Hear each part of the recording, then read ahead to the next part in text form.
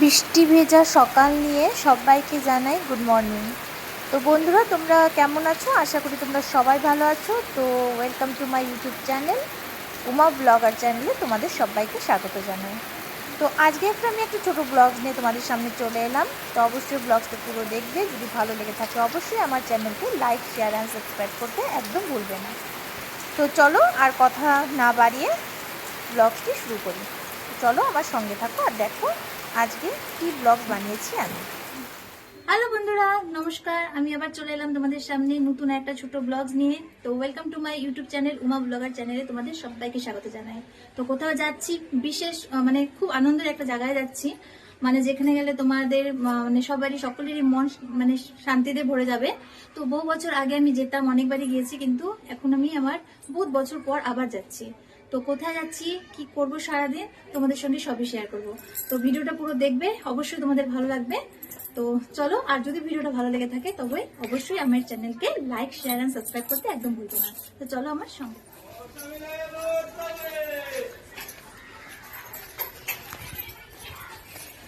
বৃষ্টির মধ্যে বেরিয়ে পড়লাম। এখন একটু বৃষ্টি কম পড়েছে, সারাদিনই বৃষ্টি পড়ছে, ছিটে ছিটে ছিটে বৃষ্টি। তো বৃষ্টিতে যেন ভিজতে না হয়, ভালো লাগে। চলো সঙ্গে থাকো, দেখতে থাকো, আবার একটু পরে তোমাদের সঙ্গে দেখা।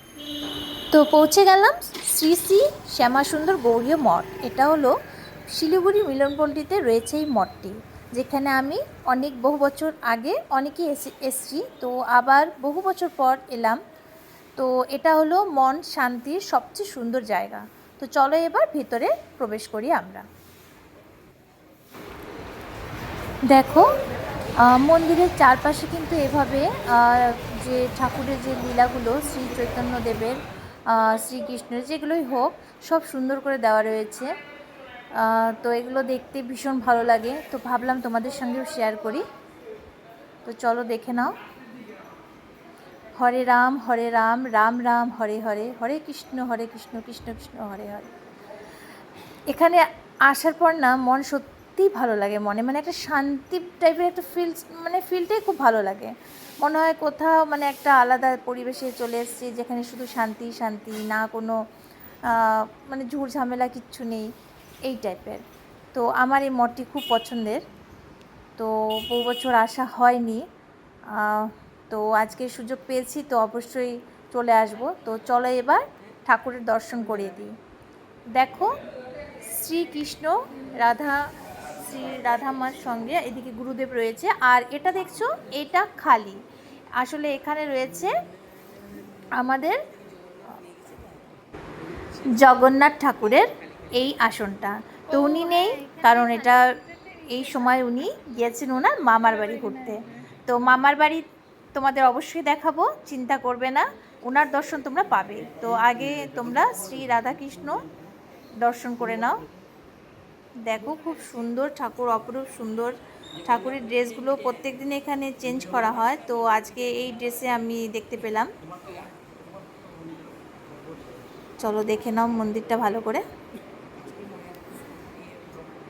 আমি এবার একটু প্রণাম করে নিই।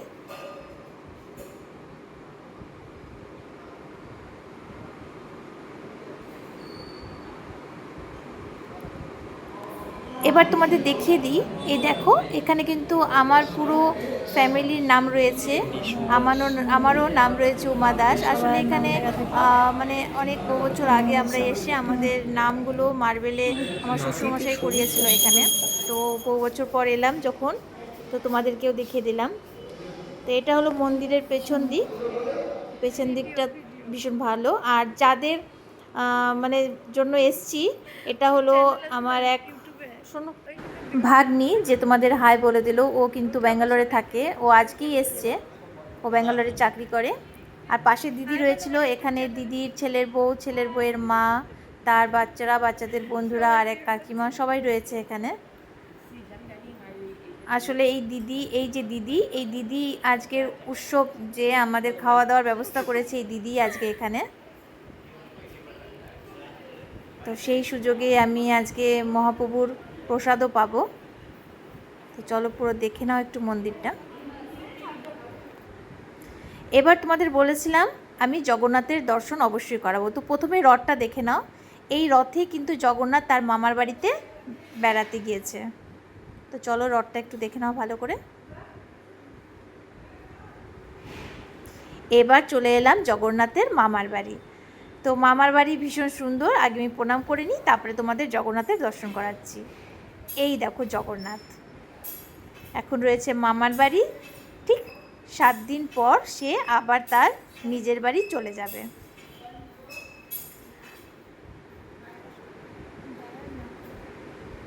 অপরূপ সুন্দর ঠাকুরের সাজ পোশাক দেখে ভারী সুন্দর লাগছে আমার।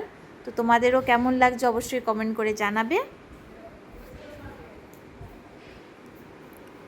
তো এবার চলে এলাম আমরা মহাপ্রভুর প্রসাদ নেওয়ার জন্য।